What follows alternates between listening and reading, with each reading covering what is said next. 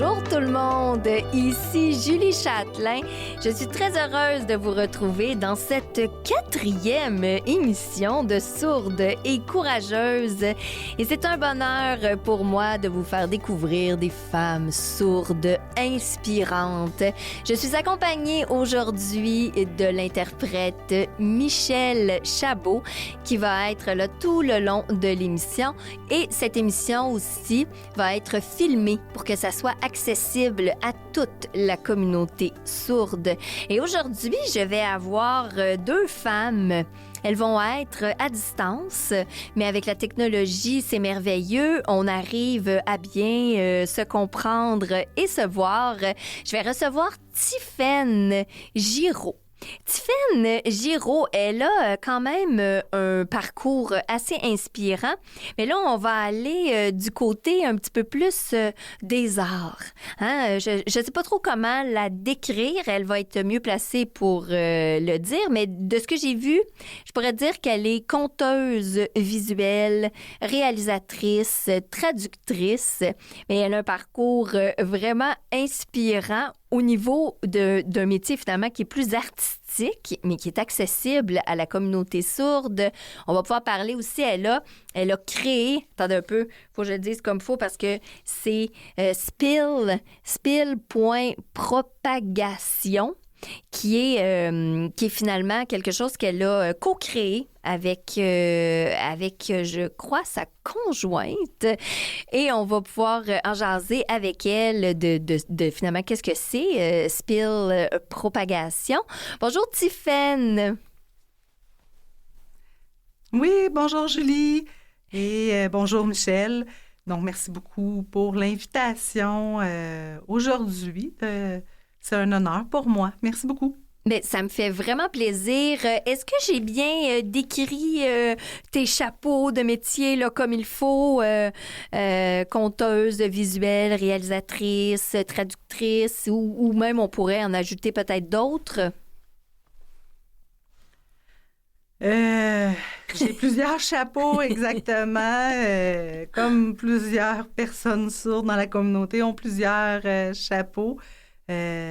Donc, on fait plusieurs choses. On essaye de faire plusieurs choses aussi pour changer le monde.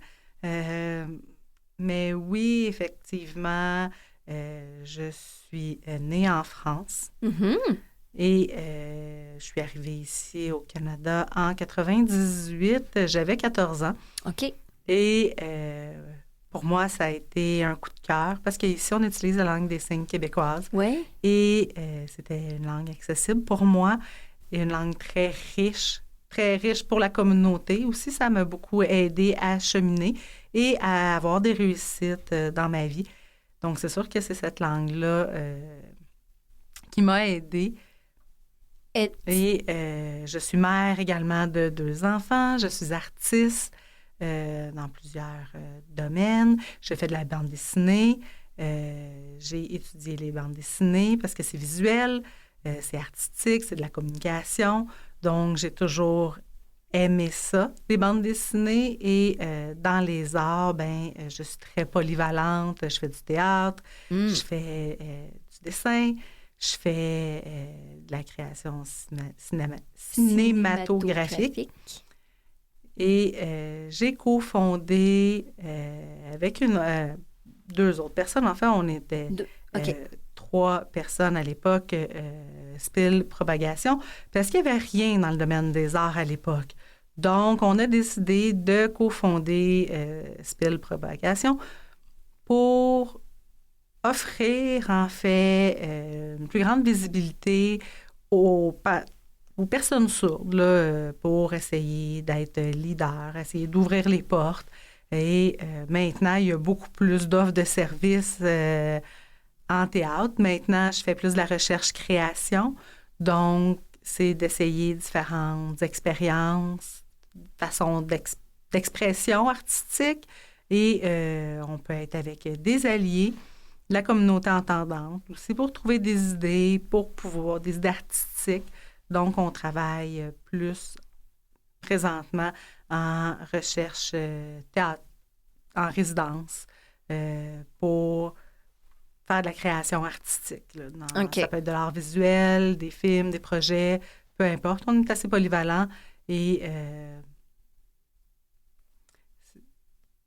c'est pas toujours lié à l'accessibilité, mais c'est plus lié à la sensibilisation, à la communication. OK. Est-ce que tu as d'autres questions? Mais non, en fait, je te laissais aller, là, mais Tiffaine, si on remonte, parce que là, tu as dit que tu étais originaire de France, tu es arrivée à 14 ans, mais en fait, là, tout ton parcours là, de 0 à 14 ans, à ce moment-là, là, comment ça se passe en France, être sourde? Oui, en France... En fait, je suis née dans une ville tout près de Paris. OK. Et j'ai une sœur sourde qui est plus vieille que moi. Donc, mes parents avaient déjà cheminé. La première fois, ils pataugeaient un peu avec ma sœur. Comme je suis la deuxième, ben c'est un terrain déjà un peu plus connu. Mm-hmm. Mais notre communication, nos modes de communication sont différentes. Mes parents ont essayé l'oralisme, ont essayé le côté médical avec ma sœur. Ils ont voulu offrir la parole à ma sœur. Moi, j'ai un cheminement différent d'elle. Pour moi, ce cheminement-là n'a pas fonctionné. Okay. Pour moi, parler en français est plus difficile. Donc, mes parents ont été voir ont essayé d'aller chercher de l'information, mais c'est pas facile pour les parents d'avoir accès à cette information-là. Donc, ils ont trouvé l'information comme de quoi qu'il y avait une école à Paris qui était en langue des signes française. Donc, mes parents ont décidé d'apprendre la langue des signes française et aussi le LPC, qui est la langue parlée complétée, qui est un code qui est proche, qui se fait proche de la bouche et pour mettre de façon visuelle les phonèmes quand on parle. Mais c'est vraiment vers 5 ans que j'ai commencé à être capable d'avoir une communication en langue des signes française et en LPC. Et donc, je faisais déjà 2 écoles, donc une école avec les entendants, une école avec... Oh, bonjour! Donc, une école avec les entendants, une école avec les personnes sourdes. Donc, le matin, j'étais avec les entendants, l'après-midi, j'étais avec les personnes sourdes. Donc, je pouvais profiter des 2 mondes. J'apprenais dans les 2 mondes. Il n'y avait pas d'interprète à l'époque avec moi. Donc, c'était moi qui devais essayer de lire sur les lèvres du professeur. Et quand j'allais à l'école pour les personnes sourdes en après-midi, bien là, c'était plus facile pour moi. Puis, à 8 ans, j'ai décidé de me concentrer là, vraiment plus en oralisme. Puis, c'est moi qui j'ai pas pris le chemin le plus facile parce qu'il n'y avait pas d'interprète avec moi. Et je réussissais mon cheminement scolaire, mais toujours de justesse. Donc, j'ai pu cheminer, mais toujours de justesse. Mes parents, quand ils ont appris qu'au Canada, il y avait plus d'accessibilité, qu'il y avait plus d'options de réussite aussi pour les personnes sourdes, ils ont décidé d'émigrer au Canada pour nous donner une chance d'aller plus loin dans nos études. Donc, on a emménagé ici. Donc, ce que je comprends, c'est que finalement, le choix de venir ici au Canada, c'est pour rendre un petit peu plus votre parcours, à vous et votre sœur, le plus accessible. Oui, exactement. OK. Oui, donc ici, on peut avoir accès à l'université, on peut avoir accès à plus de professions, plus de chances. Oui. OK. Et toi, à ce moment-là, l'art, là, c'est quand c'est arrivé là, dans ta vie que ça a été « Ah oui, moi, je veux faire un cheminement artistique ».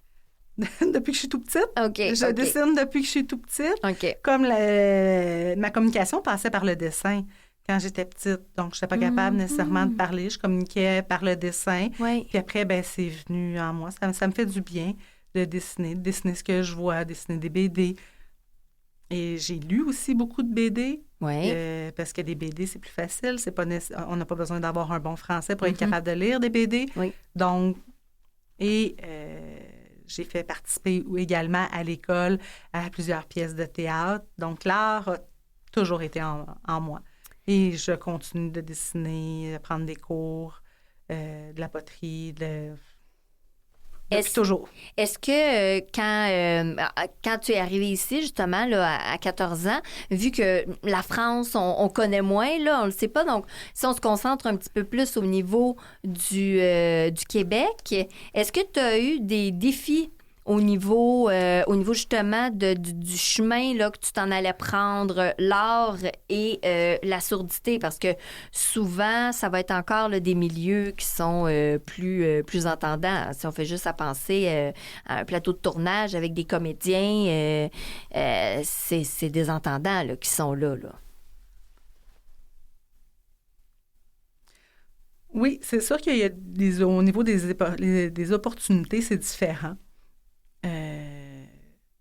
Souvent, les opportunités arrivent parce qu'on crée des alliances. Donc, c'est souvent par les alliés qu'on est capable de sensibiliser et qu'eux vont nous introduire dans des cercles.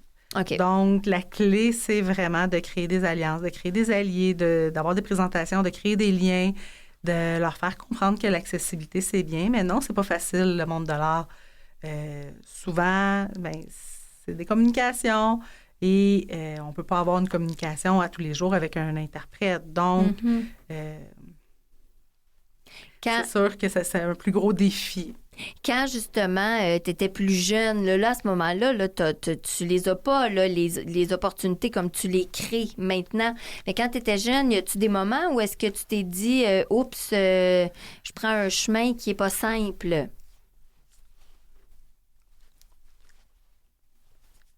Comme, tu sais, du découragement ou, tu sais, des moments où est-ce que tu n'étais plus trop sûre là, si c'était la bonne affaire? Oui, effectivement. Oui. Quand j'ai fini mon université, après, j'ai trouvé ça très difficile. Les autres se trouvaient des contrats, mais pas moi.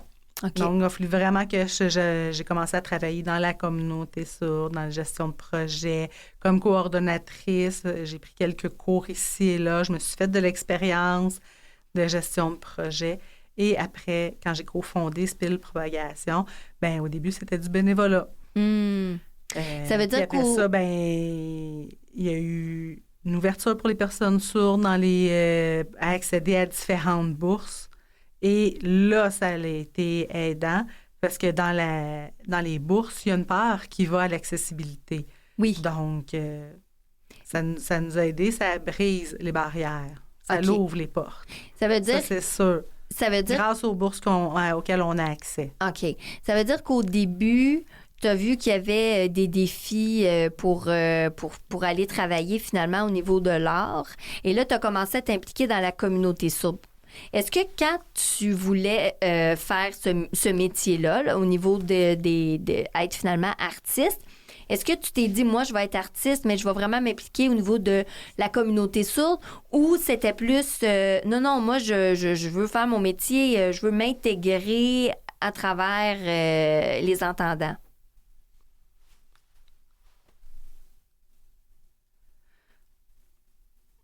Mais je crois qu'on peut tout faire. Mm-hmm. Donc, je crois qu'on soit sourd, qu'on soit entendant, peu importe. Il faut ouvrir nos horizons. On a des richesses à apprendre de partout si on est ensemble. Bien, ça, c'est sûr. Mais est-ce que quand tu as commencé ton métier, c'était très clair que tu allais t'impliquer au niveau de la communauté sourde?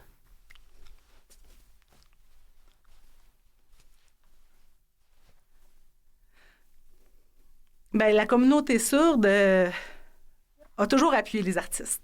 Donc, la communauté sourde m'a toujours appuyée. Elle était déjà là. Déjà, en partant, elle était là pour moi, cette communauté-là. Donc, je pouvais être artiste dans la communauté sans en faisant des partenariats. J'ai pu créer mon expérience. OK, mais... J'ai eu un contrat d'illustration. Oui.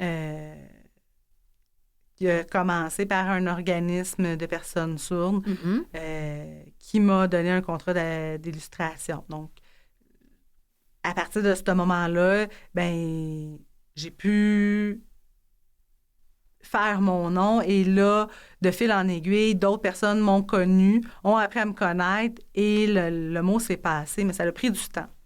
Est-ce que tu rêvais secrètement quand tu étais en train de faire tes cours là, à l'université d'être dans des projets avec majorité là, ou presque 99,9% là, d'entendants? Là. Est-ce que c'est à ça que tu rêvais secrètement, que ça soit quelque chose d'accessible à toi comme d'accessible à n'importe qui d'autre?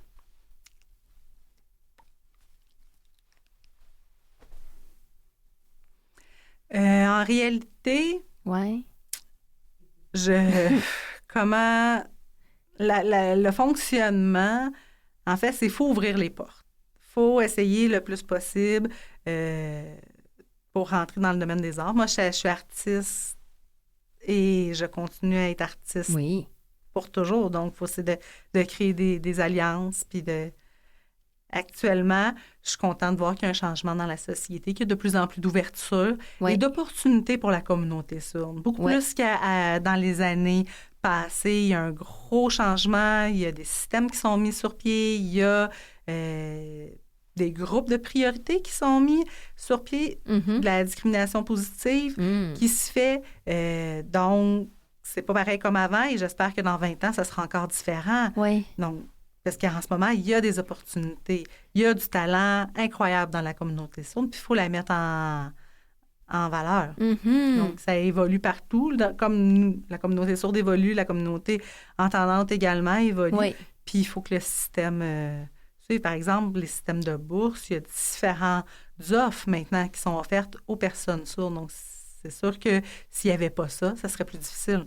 Est-ce qu'à l'époque, il y avait ça ou c'était pas tant encore quelque chose d'accessible pour toi? Quand j'ai commencé plus par passion. Donc, c'était du bénévolat que je faisais, de l'implication.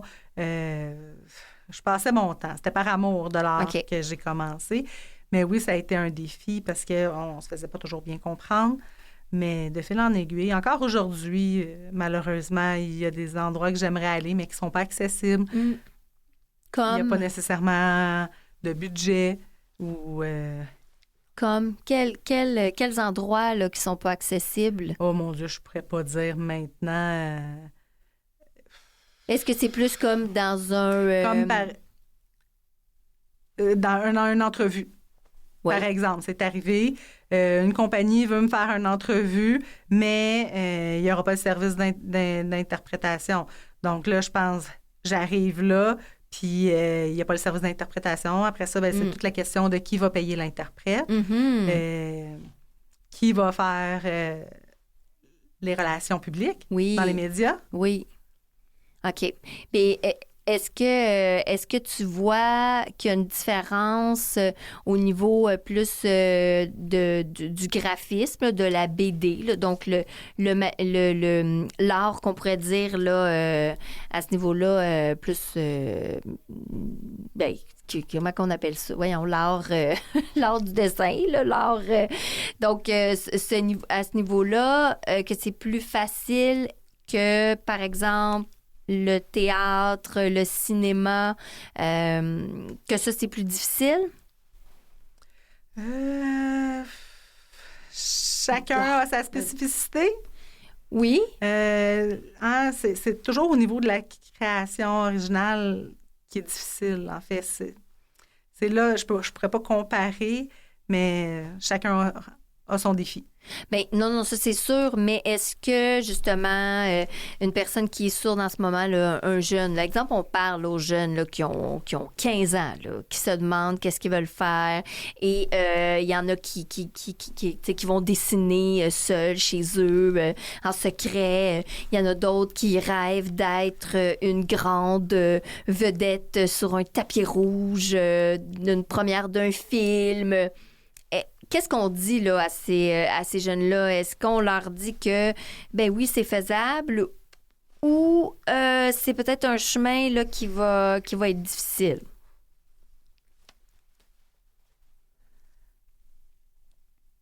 C'est une bonne question. En fait, le conseil que je leur donnerais, c'est suivez votre passion et faites votre possible. OK.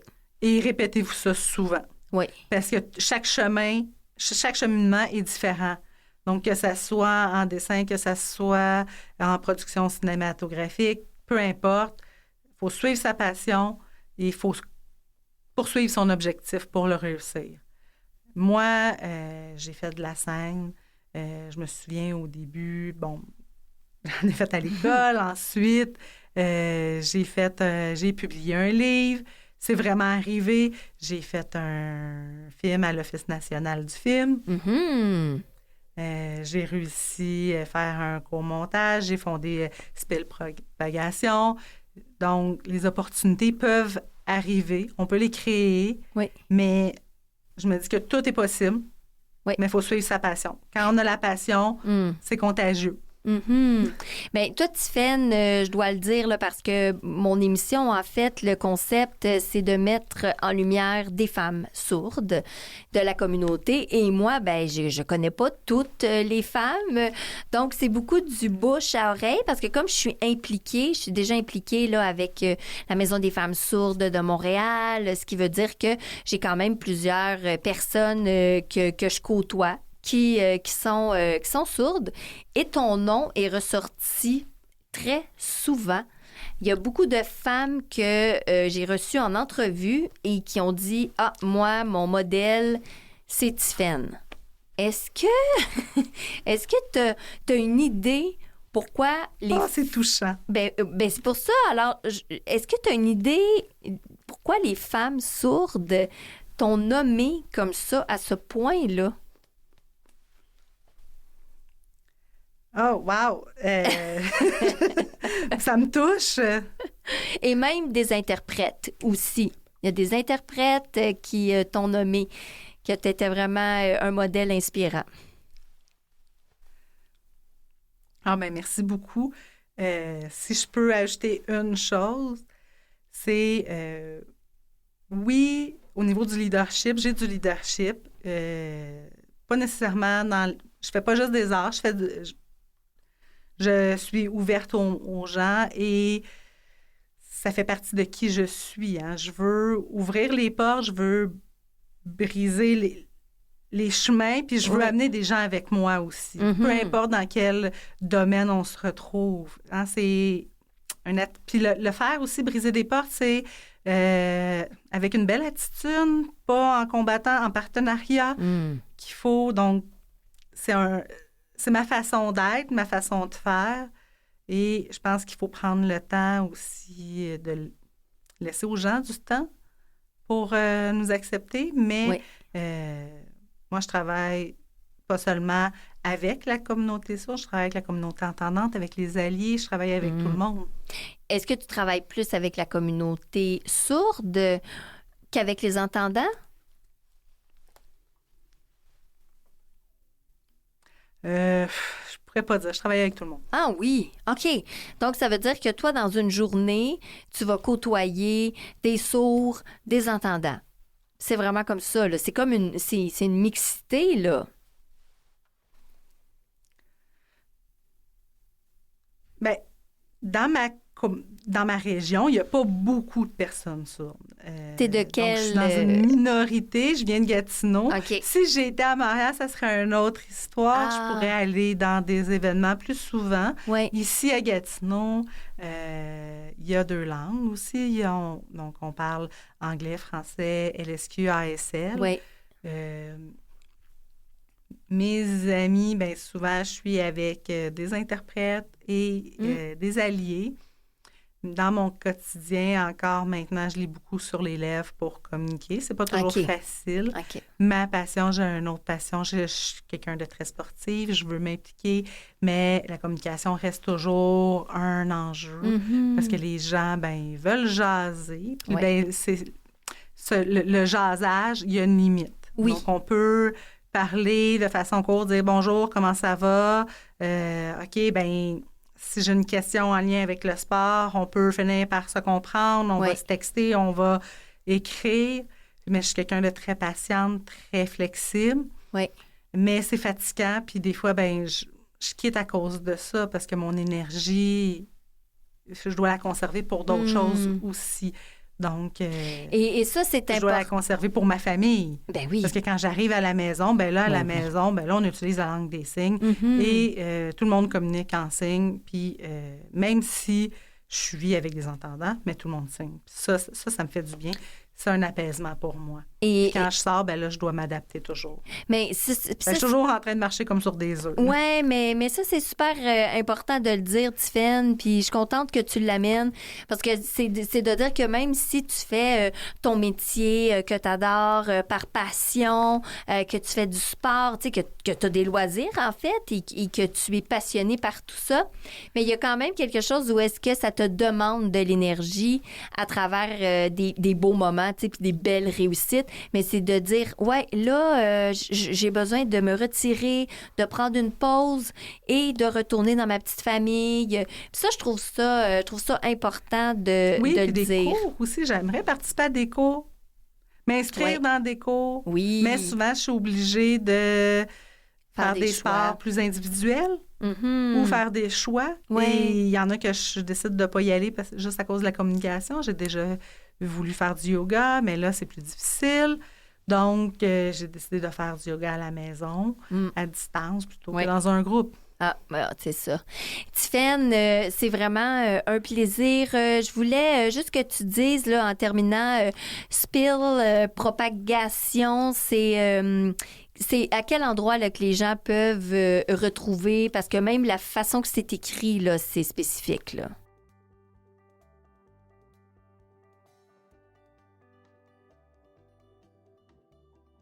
En fait, on a un site Internet. Oui.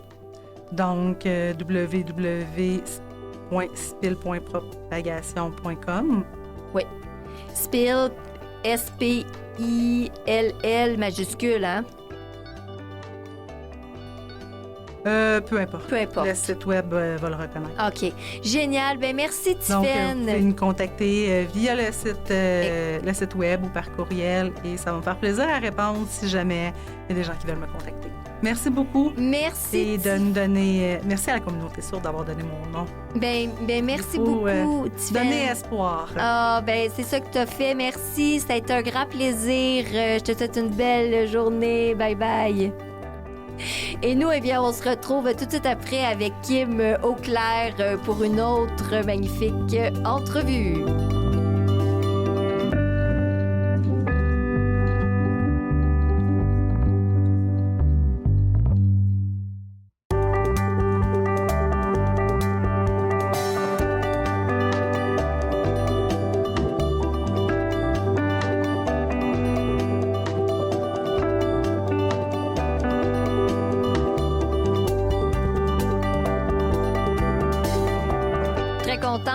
Maintenant, je vais m'entretenir avec Kim Auclair.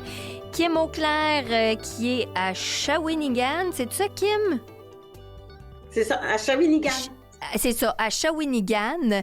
Donc, on va pouvoir la voir directement. Elle est à distance, mais on va pouvoir voir Kim de son salon, hein, de sa pièce, son bureau. Pour les gens de la communauté sourde, elle lit sur mes lèvres en ce moment et on entend sa voix. Donc, ce qui veut dire que Kim, on va pouvoir discuter ensemble. Je suis vraiment contente.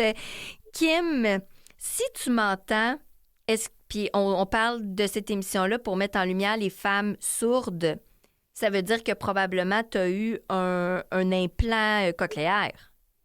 Oui, j'ai un implant cochléaire, mais ça fait pas longtemps que je dis que je suis sourde. En fait, c'est vraiment depuis 2018 que j'ai commencé à dire le mot sourd encore. Donc, je pense que c'est une question d'appropriation, d'acceptation de ma sourdité. J'ai commencé à dire le mot sourde, donc je dis tout le temps, je suis sourde et j'entends grâce à un implant cochléaire. Okay. Depuis l'opération, en fait. Parce que dans le fond, tu as eu une opération, t'avais quel âge? En fait, c'est en 2018. Donc, c'est tout récemment. Et c'est ça. Donc, dans le fond, avant ça, j'avais un appareil auditif à l'oreille droite et l'oreille gauche, j'entends rien. OK, donc depuis que tu es toute petite, toi, tu as appris rapidement oraliste. C'est ça, je suis vraiment oraliste. Je suis née dans une famille entendante. Et j'ai eu l'appareil auditif à ma naissance. J'ai toujours grandi, été inclus dans le monde normal, si on peut dire, entre guillemets. Mhm. Mais j'acceptais pas ma surdité, j'en parlais pas de ma surdité, je ne m'identifiais pas aux personnes sourdes et malentendantes autour de moi. Donc, c'est juste ça. Dans le fond, je disais pas le mot sourd, le mot handicap. Pour moi, c'était des mots négatifs et je les percevais plus, pas comme je les perçois aujourd'hui. Donc, c'est vraiment comme une forme d'épuisement professionnel, de communication en 2017 que j'ai comme décidé de faire une démarche personnelle, qui je suis, moi, qui est clair par rapport à ma surdité. C'est quoi la surdité? Qu'est-ce qui fait qu'il est typique surdité, vice? Qu'est-ce qui est moi, qui est clair? Donc, suite à ça, j'en suis venue à avoir un implant cochléaire, à décider de prendre l'opération, puis d'accepter ma surdité, puis à ce moment-là, de me rapprocher beaucoup de la communauté, puis des organismes aussi qui servent la communauté. Mais ça veut dire que tout ton parcours, quand tu étais petite, toi, tu étais intégrée dans des classes d'entendants, là, donc tu as dû mettre énormément d'énergie pour compenser. Parce que c'est ça aussi, hein, c'est le fait que, ben toi, oui, tu lis sur les lèvres, mais ça te demande une concentration, mon Dieu, exponentielle, là. Oui, bien, je dis souvent que j'étais pas consciente de ma débrouillardise. Quand on est, c'est le parent qui est un peu, qui a cette décision-là à prendre. Oui. Est-ce qu'il doit opérer? Est-ce que les choses ont changé aujourd'hui parce que l'implant cochléaire peut arriver plus jeune dans le parcours de l'enfant, mais le parent, c'est lui qui décide quand il est jeune. Bon, l'enfant va avoir l'appareil auditif. Il va décider aussi si c'est lui qui, s'il s'investit dans s'il donne d'énergie à ce que j'apprenne à parler en tant que tel. Ouais. J'ai été suivie au Centre de Louis de la Parole toute ma naissance. J'ai eu plusieurs expériences pour apprendre à parler, articuler, tout ça. Donc, c'est ma mère qui s'est occupée, s'est très investie là-dedans. Mais je n'étais pas consciente, moi, de ma débrouillardise et de comment j'ai fait à l'école. Parce qu'à l'école, la vérité, c'est que j'ai rien retenu. Non. Et dans le sens, j'ai pas retenu des matières théoriques. J'ai pas retenu, souvent, je me sens pas cultivée. C'est pas de pas être intelligente, mais j'ai pas retenu beaucoup de matières théoriques, dans le sens que l'éducation que j'ai eue à l'école n'était pas adaptée à ma forme d'apprentissage. Et moi, j'ai un type d'apprentissage, mais j'en étais pas consciente. Ma mère, elle sensibilisait les professeurs. Donc, j'ai fait preuve de beaucoup débrouillardise. Mais je m'en suis rendu compte juste en 2018 quand j'ai reparti mon audition à zéro. Où est-ce que tu repars ton audition à zéro, le son est trop élevé, tu dois te réapproprier. Et ma mère, c'est pas comme si elle n'avait pas essayé de me mettre des nouveaux appareils ou des nouvelles technologies quand j'étais jeune, mais je refusais tout. Les preneurs de notes, tout ce qui pouvait m'aider. Ah oui. Donc, ça a été très... à un moment donné, il vient que tu deviens fatigué de communiquer. Et en plus, ajoutons à ça que je suis une entrepreneur. Ça fait 20 ans que je suis à mon compte. Alors, faut que tu travailles, il faut que tu vives aussi. Donc, d'être dans le milieu professionnel, de démarcher 2 fois plus que les autres parce que j'avais pas nécessairement les meilleures notes à l'école non plus. C'est ça. Est-ce que justement, parce que comme tu dis, tu as eu des défis au niveau des apprentissages à l'école, parce que dans le fond, tu travaillais tellement fort pour compenser la sourdité, finalement. Mais est-ce qu'à ce moment-là, tu as eu des échecs ou finalement, tu passais tes cours, mais c'est juste que maintenant, tu ne te rappelles pas de ces acquis-là? Ben moi, j'ai recommencé à 2 reprises mon anglais. J'ai eu de la difficulté aussi avec mon français. J'ai été à l'école des adultes. Donc, j'ai repris des matières. Ma mère ne voulait pas que je passe ma 6e année parce qu'elle ne me sentait pas prête pour aller au secondaire. Donc, j'ai doublé ma 6e année pour être mieux préparée, si on peut dire, pour comprendre qu'il fallait que je mette des efforts aussi, si je veux réussir. Oui. Au cégep, c'est là où est-ce que j'ai eu le plus de misère parce que ça demandait une autre forme d'autonomie. Donc, c'est sûr que je me suis débrouillée. J'ai déjà eu des cours en privé aussi. C'est ça. J'essayais de tout le temps de trouver une façon de me débrouiller. Mais la meilleure école, pour moi, ça a été de lancer mon entreprise 1 an avant de rentrer au cégep. Ça a été par l'entrepreneuriat que je me suis réalisée le plus. Donc, oui, j'ai eu beaucoup d'échecs, mais dans ma vie personnelle, j'ai eu beaucoup d'échecs où l'impression de ne pas être capable de prendre ma place. J'ai jamais été capable de prendre ma place, en fait, dans la société. Je me sentais tout le temps différente. Mais l'entrepreneuriat, c'est là où est-ce que j'ai toujours réussi, professionnellement parlant. C'est là que je m'accomplissais le plus, puis j'avais commencé 1 an avant de rentrer au cégep. Mais justement, si on remonte, là, parce que ton parcours scolaire, il est quand même pas simple, là, et là, est-ce qu'à ce moment-là, tu t'es dit, OK, ben moi, je vais m'en aller dans, tu sais, je vais faire, comme t'es autonome, t'es débrouillard, ah ben moi, je vais aller faire mes affaires, donc je vais être entrepreneur, ou au départ, c'est pas ça que tu voulais, là. Tu rêvais pas nécessairement à ça quand tu étais jeune. C'était soit tu y rêvais ou tu y rêvais pas? Moi, j'ai toujours été intéressée par les arts, le graphisme. Ça, c'est comme ça que je me voyais, soit que j'étais graphiste ou infographiste. On parle des années 2000, donc l'ordinateur commence à rentrer dans la maison. Et moi, j'ai vu le web comme une deuxième opportunité de me réaliser. Je me disais, si les gens veulent pas me voir la face, si je sens tout le temps qu'il y a des préjugés quand je parle, parce que ma voix n'était pas celle que tu entends en ce moment, mon accent était beaucoup plus présent, mon accent de surdité, si on peut dire, était beaucoup plus présent. C'est à force de travailler dans le monde des communications, à force de faire des entrevues, puis depuis mon implant cochléaire aussi, ma voix a beaucoup changé. Mais ça, c'est inconscient. Donc, c'est ça. Fait que moi, je me suis dit, on parle des années 2000. Donc, 2003, c'est l'année où est-ce que je me suis lancée de façon un petit peu plus officielle. Mais sinon, avant 2000, j'étais tombée sur une plateforme de cybermentorat qui s'appelle Academos. Et j'étais tombée sur quelques mentors qui exerçaient le métier du graphiste. Et moi, je pensais pas à l'entrepreneuriat. J'assumais pas le mot entrepreneur non plus à cette époque-là. Mais le mentor, il m'a fait rencontrer 3-4 types de graphistes. Des graphistes en entreprise, des graphistes à la pige, des graphistes qui avaient leur propre entreprise, des graphistes au gouvernement, puis tout ça. Fait que j'ai changé avec eux. Et quand je suis arrivée dans le bureau de la graphiste qui avait bâti son agence, bâti son entreprise, ça m'allumait beaucoup de voir que c'est elle qui a fait les procédures, qui a fait les petites chemises de dossiers. Mais je suis pas nécessairement une fille qui veut avoir un bureau. J'ai préféré vraiment de travailler à partir de chez moi.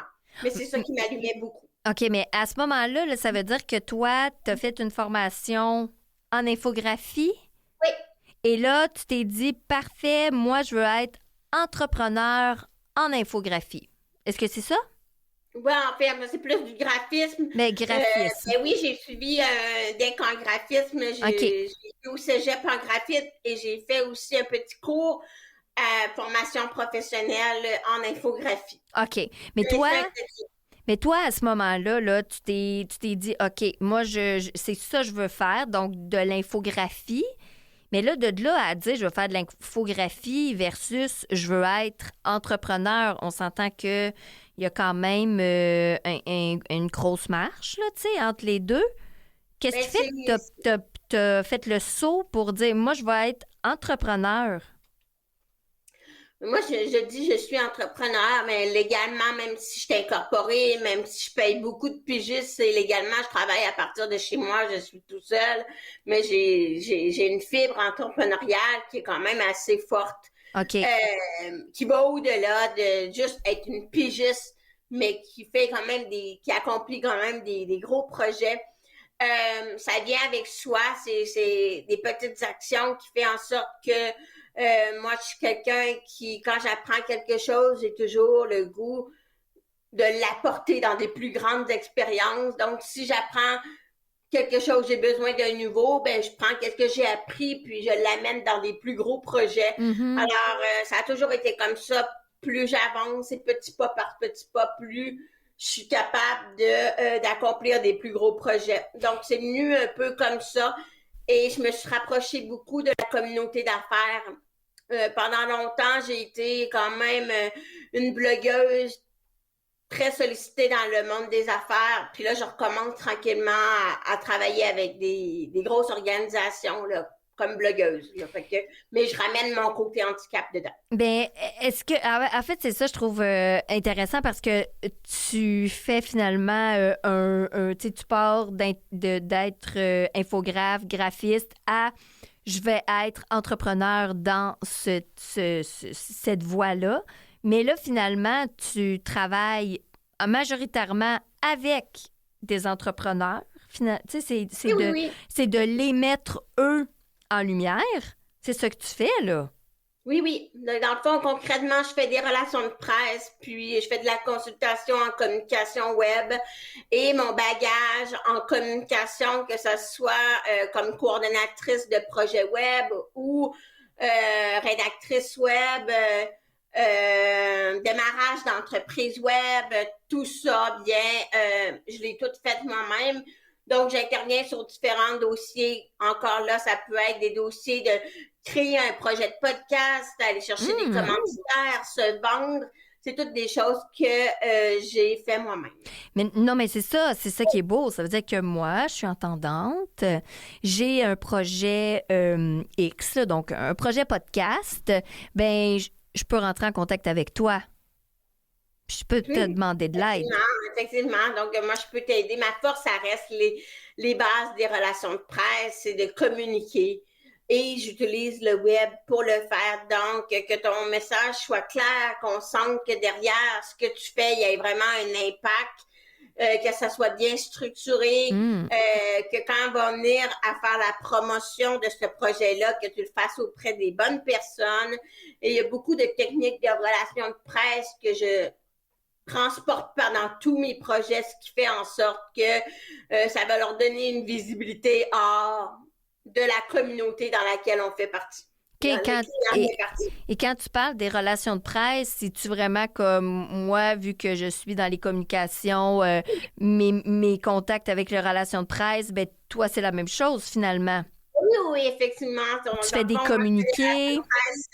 C'est autant de, comme en ce moment, l'entrevue, c'est un peu une retombée de la relation que j'avais déjà avec des gens de la station.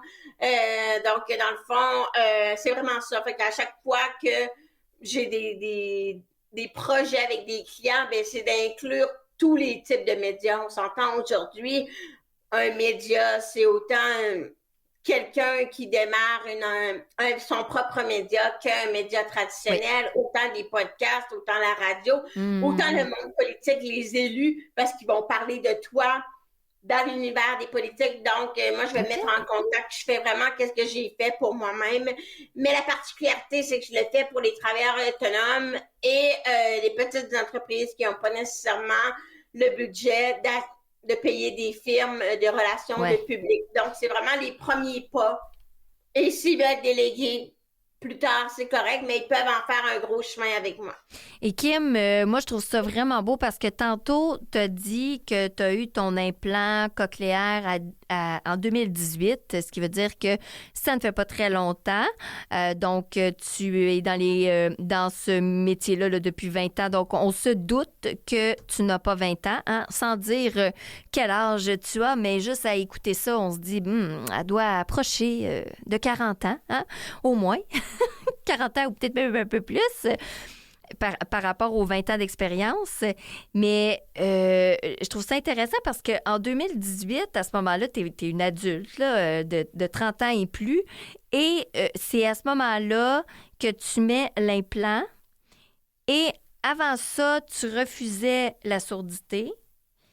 Et finalement, quand tu as ton implant, c'est là que tu te rapproches encore plus des entendants, hein, parce que là, tout d'un coup, ça devient encore plus facile de communiquer avec toi. Mais toi, c'est à ce moment-là que tu t'es rapproché des sourds, de ton identité de sourde. Comment c'est arrivé, ça? C'est dans la volonté de comprendre qui j'étais. J'ai toujours ignoré la communauté. C'est dans la volonté de... Tu sais, j'ai commencé très jeune en affaires. J'avais 18 ans quand j'ai lancé ma première entreprise. Jusqu'en 2017-2018, ben c'est tout le...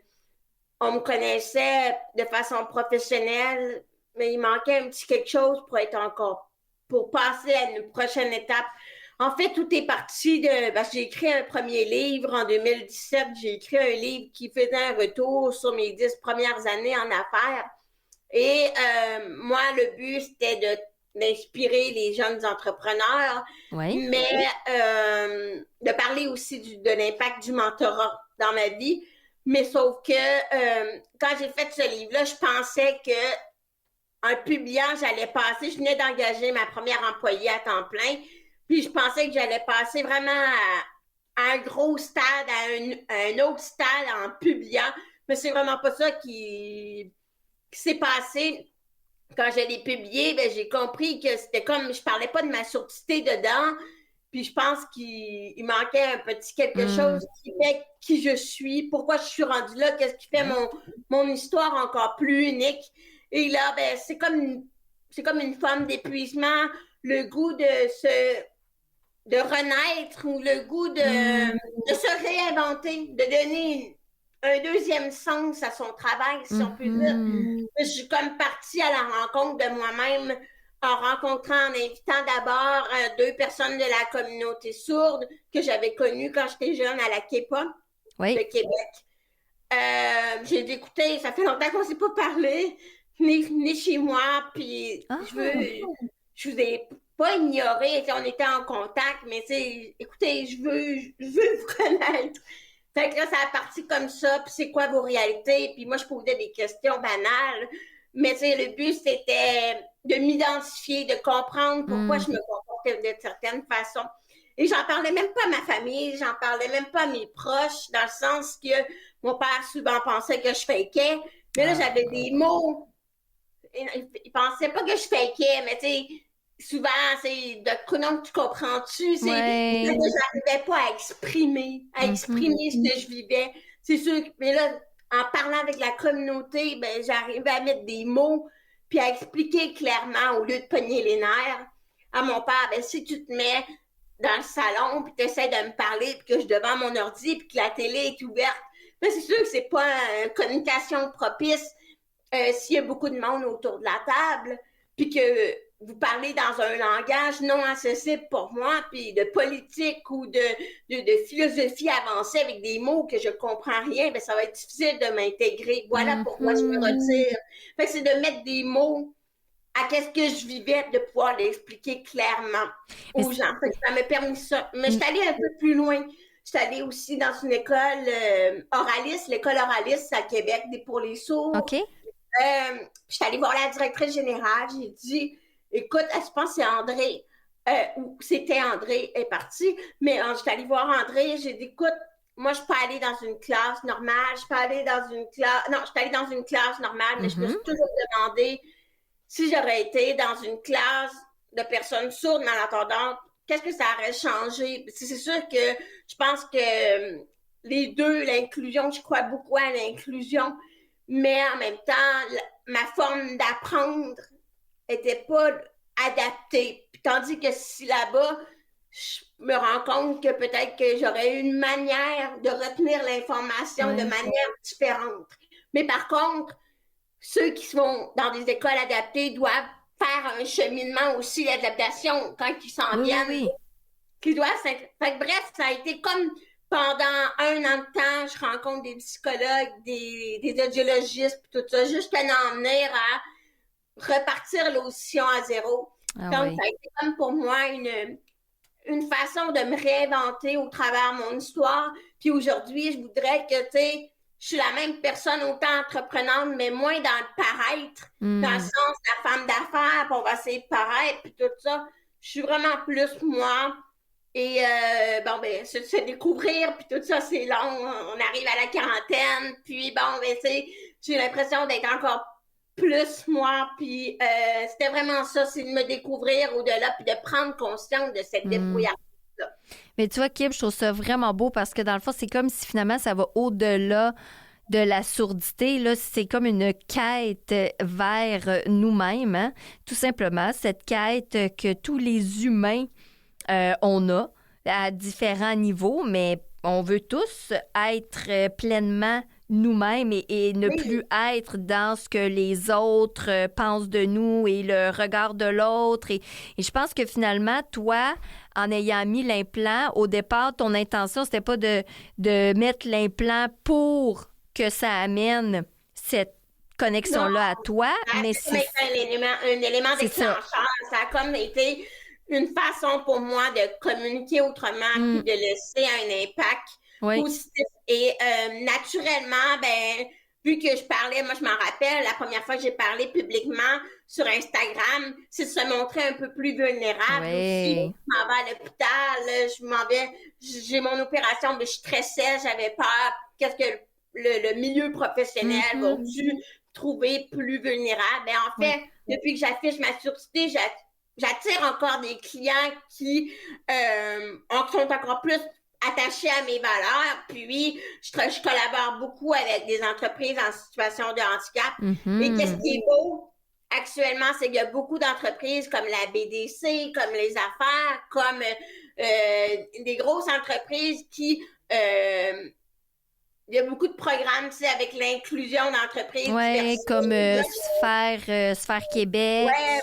Puis je suis vraiment intégrée là-dedans pour faire tout ce que j'ai fait avant mon opération avec mon implant cochléaire, mais je le ramène dans un contexte où est-ce que j'ai l'impression d'avoir un impact plus fort. Alors là, je suis blogueuse pour lesaffaires.com. J'avais été blogueuse en 2012-2011, mais très entrepreneuriat. Mais là, j'apporte pour parler, ma contribution pour parler de la débrouillardise des personnes en situation de handicap, puis l'insertion dans le milieu professionnel, puis l'acceptation à quel point que c'est important, parce que 49% des employés ne le disent même pas qu'ils ont une surdité ou qu'ils ont un handicap invisible. Donc, mon but, c'est juste de contribuer à la normalisation de tout ça. Puis je pense que moi, ça m'aurait aidé plus tôt dans mon parcours à mieux m'intégrer dans la société. Vraiment, ton parcours est vraiment... et je trouve tellement ça inspirant, Kim, de t'entendre. Et c'est à quel endroit là, que les gens peuvent retrouver là, les informations par rapport à tes services? Bien, en fait, vous pouvez aller sur kimauclair.ca. C'est de même, là. Kim Auclair, pas compliqué, pas un pseudonyme, Kim Auclair. .ca. Puis là, on a tous tes services à ce moment-là. Puis ton site Internet, il est franchement très beau. Hein? Il est très éclaté. Donc, on voit le côté de la graphiste et infographe, là, parce que c'est toi probablement qui as fait ça. Oui, mais graphiste, on voit un peu tout, mais... Ben, oui. Indirectement, c'est comme devenu ma marque. Mon nom est devenu ma marque indirectement. C'était pas ça que je voulais, mais faut que je l'assume maintenant que j'ai réussi quand même à pousser mon nom assez fort. Et t'as bien réussi. Ça a été un grand plaisir, Kim, et j'invite les gens à aller voir sur tes réseaux, autant les entendants que les gens de la communauté sourde, que d'autres personnes là, qui ont d'autres formes d'handicap et tout ça, là, peu importe, en fait, tout le monde. Parce que, tu sais, des fois, on peut avoir des services spécifiques uniquement à la communauté sourde, mais toi, c'est très large, tout ce que tu fais. Donc, j'invite vraiment les gens à aller voir ce que tu fais. Merci, Kim. Ça a été un grand plaisir et j'espère qu'on va avoir le plaisir de se retrouver là, dans un autre contexte. Ben oui, je le souhaite. Merci beaucoup. Merci beaucoup. Bye bye. Bye. Ça a été vraiment un plaisir aujourd'hui de cette belle émission. Je vais remercier mes invités, Tiphaine Giraud. Et vous pouvez aller sur son site internet, le spill.propagation. Et Kim Auclair, même chose, elle, sur ses réseaux, kimauclair.ca. Je remercie Mathieu à la technique et évidemment mon interprète, pas la mienne, l'interprète Michel Chabot. Et nous, on se retrouve pour une prochaine émission. Merci tout le monde. Bye bye.